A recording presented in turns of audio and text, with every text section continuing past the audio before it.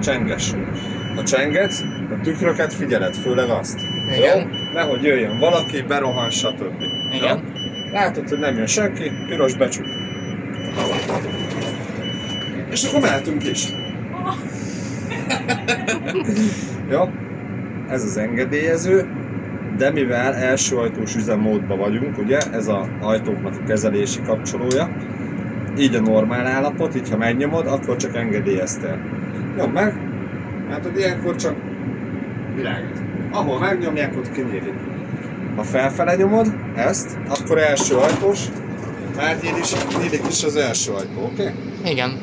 Kívülről nem is tudom ilyenkor kinyílik.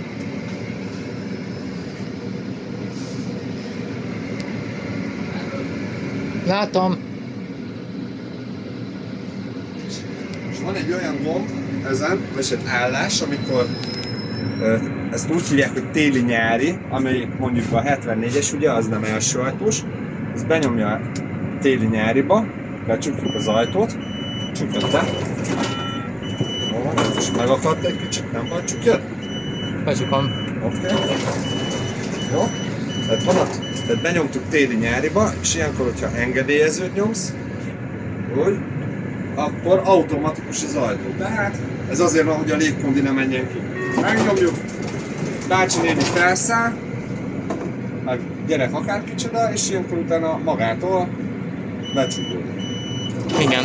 Na ilyenkor van az, amikor felszállna, mert előtte felszálltak, jön, ő felszállna, de becsukódik az ajtó, és akkor rám zárta az ajtót. Hát nem, mert automata, tehát a sofőr benne sincs. Általában, jó? Oké? Oké. Na jó lesz így. Jó lesz. Akkor beteszed nekem első ajtós üzemmódba. Beteszem. Ez a gomb. Igen. Fel. Ennyi. Ügyes vagy. Köszönöm szépen. Nagyon szívesen.